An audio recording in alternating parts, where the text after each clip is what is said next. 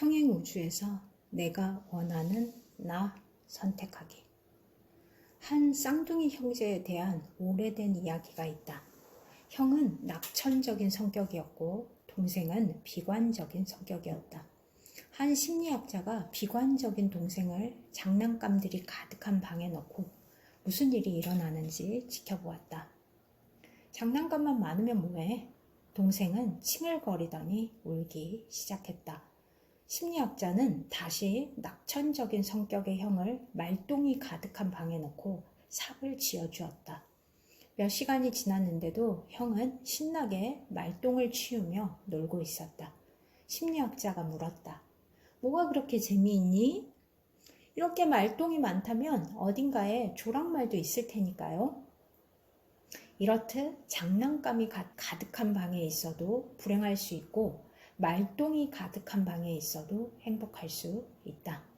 그러면 날씨는 어떨까? 1년 내내 따스하고 온화한 곳에서 살면 우리는 훨씬 행복해질까?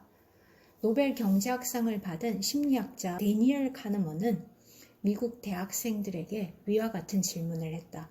그랬더니 학생들은 일제히 따스한 캘리포니아 주에 가서 살면 훨씬 더 행복할 거예요. 라고 응답했다. 하지만 실제 행복 지수를 조사해 봤더니 캘리포니아의 주에 사는 학생들이나 동부 지역에 사는 학생들이나 별 차이가 없었다. 또 캘리포니아 주에 가서 살면 훨씬 더 행복할 거예요 라고 대답했던 학생들도 실제로 그곳에 가서 며칠을 보내고 나면 행복지수가 예전과 똑같은 수준으로 되돌아갔다. 많은 사람이 돈, 외모, 결혼, 기후 등 환경만 좋아지면 훨씬 더 행복해질 것으로 생각한다. 하지만 진정한 행복은 환경이 아니라 내면에서 나온다. 이 세상 누구도 나를 진정으로 행복하게 해줄 수는 없다. 부모도, 배우자도, 친구도, 아이들도 해줄 수 없다. 참된 행복은 오로지 내면에서 흘러나온다. 나와 내면을 공유하고 있는 사람은 누구인가?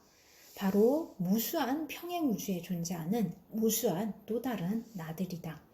당신이 지금 불행한 이유는 무엇인가? 만일 건강이 좋지 않아 우울하다면 건강한 나를 선택해보자. 평행 우주에서 건강한 나 선택하기. 1번, 눈을 감고 깊은 상상에 잠긴다. 2번, 건강한 나가 사는 평행 우주로 날아간다. 3번, 건강한 나가 사는 방문 앞으로 걸어간다. 최대한 생생하게 문을 그려보고 문의 감촉도 느껴보라. 살며시 문을 열고 들어간다. 4번, 객관적인 눈으로 건강한 나를 바라본다. 그리고 건강한 나의 속으로 들어가 살며시 하나가 된다. 이제 건강한 나를 느껴본다. 건강한 나의 호흡, 맥박, 심장 박동은 어떠한가? 에너지를 느낄 수 있는가? 여기서 가장 중요한 것은 몸의 리듬, 즉 파동이다. 건강한 사람은 리듬이 다르다. 예전의 나와 비교해 리듬이 어떻게 다른지 고요한 마음으로 느껴보라. 5번, 다시 예전의 나로 돌아와 문을 나선다. 여전히 눈을 감은 채 달라진 나를 느껴본다. 6번, 눈을 뜨고 달라진 나를 느껴본다. 거짓말처럼 몸이 상쾌해짐을 느낄 것이다. 상상이 깊으면 깊을수록 변화의 폭도 커진다. 그만큼 선택이 선명해지기 때문이다. 양자 물리학자들은 평행 우주에서는 상상하는 모든 것이 가능하다고 입을 모은다. 물리학자인 휴 에버렛 3세는 조금이라도 가능성이 있으면 그 사건이 발생하는 우주가 반드시 존재한다 라고 했으며 옥스퍼드 대학의 데이비드 도이치 교수는 우주의 모든 물음에 대한 해답이 들어있다 라고 했다. 노벨 물리학상 수상자인 스티븐 와인버그는 인간이 상상할 수 있는 모든 상황이 무수한 평행 우주에 실제로 존재한다고 했다.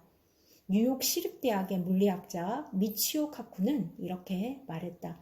지금 당신이 머무는 방에도 많은 우주의 파동이 존재한다.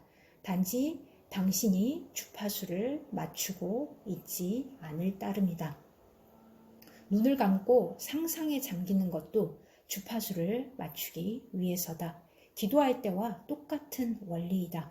주파수만 맞추면 원하는 나가 된다. 이처럼 우주는 너무나 허구 같은 신비함으로 가득하다.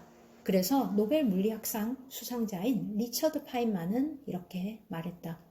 양자역학을 이해하는 사람은 이 세상에 아무도 없다고 자신있게 말할 수 있다. 우주의 신비함을 인간의 두뇌로는 도저히 이해할 수 없다는 뜻이다. 달라진 나 속으로 뚜벅뚜벅. 수학이라면 겁부터 내던 한 여고생의 이야기이다. 수학은 정말 끔찍해요. 수학을 못하면 대학도 못 들어갈 텐데 어떡하죠? 원인 없는 결과는 없다. 그녀에게는 쓰라린 경험이 있었다. 중학교 1학년 때 앞에 나가 수학 문제를 푸는데 영 풀리지 않았다. 당시 어수선한 집안 사정으로 예습과 복습을 제대로 못한 까닭이었다. 이수영, 아직 그런 문제도 못 푼단 말이야? 사정을 모르는 선생님은 친구들 앞에서 공개적으로 망신을 주었다. 그녀는 더욱 당황해 눈앞이 캄캄해졌다. 홍당무가 된 얼굴로 쩔쩔매며 서 있다가 끝내 풀지 못하고 제자리로 돌아왔다. 그 후로 그 학생의 수학 점수는 더 떨어졌다. 수학 선생님도 극도로 싫어졌다. 초등학교 때까지만 해도 수학에서 뒤떨어진다는 생각을 해본 적이 없었던 그녀였다. 하지만 중학교 때부터 시작된 수학 혐오증은 고등학교에 들어가서도 여전히 계속되었다. 만일 당신이 그 여고생이라면 어떨까? 막막할 것이다. 수학은 끔찍해 라는 생각에 너무나 깊이 함몰되어 있기 때문이다. 이제 그 생각에서 벗어나 보자. 당신이 수학을 못하는 이유는 무엇인가? 당신 자신을 객관적인 눈으로 바라보기 위해 상상 속에서 이수영과 수학이라는 제목의 영화를 만들어 보자. 영화 속의 주인공은 바로 당신이다. 영화는 당신의 상처가 시작된 과거의 시점으로 되돌아간다. 영화 속의 당신은 수학 문제를 풀지 못하고 칠판 앞에서 쩔쩔매고 있다. 그 쩔쩔매는 모습을 관객석에 앉아 바라보는 것도 역시 당신이다. 선생님의 표정과 친구들의 표정은 어떤가? 뜻밖에도 그들은 당신이 그동안 생각해온 것과는 달리 당신의 실수를 그리 크게 생각하지 않는다. 남의 일이기 때문이다. 남들은 당신의 일에 그리 큰 관심이 없다. 피상적으로 반응할 뿐이다. 몇 년이 지난 지금은 어떨까? 그들은 아직도 당신의 실수를 떠올리며 당신을 비웃고 있을까? 안중에도 없을 것이다. 그런데도 당신은 수학을 대할 때마다 그 생각에 파묻혀 있었다. 그래서 수학 문제라면 몇 년 동안 기겁하며 싫어했다. 그리고 이는 당신의 인생에 하나의 트랙을 형성했다. 그 트랙에 갇혀 당신은 수학이라면 절망부터 했다. 하지만 그것이 당신이 생각할 수 있는 유일한 인생 트랙일까? 이번에는 다른 인생 트랙을 생각해보자. 영화의 내용을 확 바꿔보는 것이다. 영화 속의 당신은 수학 문제를 척척 풀어낸다. 다른 평행우주에 사는 수학 잘하는 나이다. 관객석에 앉아있는 또 다른 당신은 그런 자신을 흐뭇하게 바라본다. 선생님도 고개를 끄덕이며 바라본다. 역시 이수영은 수학을 잘하는군. 당신도 자신감이 넘치는 표정이다. 수학이라면 자신 있어.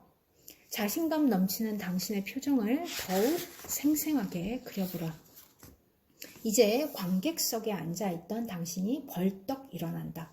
그리고 영화 속에 자신감 넘치는 당신 속으로 뚜벅뚜벅 걸어 들어간다.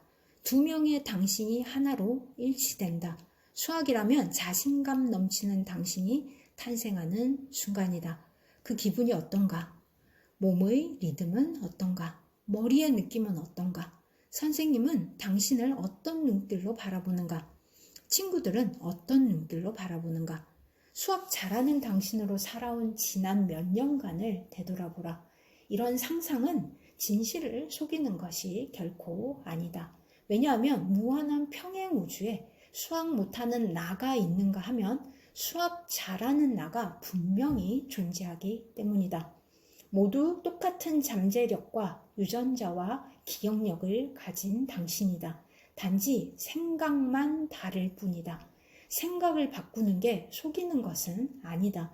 누구든 우주에 널려있는 무수한 생각들 가운데 원하는 것을 선택해 마음대로 사용할 자유가 있다. 자신을 어떻게 바라보느냐에 따라 지능이 달라진다는 사실은 와칭에서 상세히 소개한 바 있다. 예컨대 A, B, C 세 사람의 현재 영어 실력은 비슷하다. 지능도 비슷하다. 이들이 동시에 영어 공부를 하기로 했다고 하자. 하지만 영어책을 펼칠 때마다 세 사람의 생각은 각기 다르다. A, 1년만 하다가 그만둬야지. B, 직장 다닐 때까지만 하다가 그만둬야지. C, 평생 공부하며 살아야지. 똑같은 영어책으로 똑같은 시간 동안 공부한다면 나중에 영어 실력도 똑같을까? 심리학자 게리 맥퍼슨의 연구 결과에 따르면 처음에는 공부 효과가 비슷하게 나타난다. 하지만 시간이 흐를수록 세 사람의 영어 실력은 점점 차이가 나기 시작한다. 1년쯤 지나면 C의 영어 실력이 A의 영어 실력보다 무려 4배나 앞서게 된다. 즉 C는 일주일에 불과 30분씩만 공부하더라도 A가 2시간 공부하는 것과 똑같은 효과를 낸다. 그 이유는 무엇일까? A는 영어 공부를 완전히 받아들이지 않았다. 즉 자신이 평생 영어를 배울 것이라고 생각하지 않았다. 반면 C는 영어 공부를 완전히 받아들였다. 즉 자신이 평생 영어를 공부할 것으로 생각했다. 이렇게 평생 영어를 공부하겠다는 생각만으로도 C는 A보다 훨씬 적게 공부하고도 영어 실력은 4배나 더 늘어난다. 영국의 심리학자 폴 맥케나 박사는 알코올 중독과 니코틴 중독은 물론이고 체중 감량에도 평행 우주의 원리를 이용한다.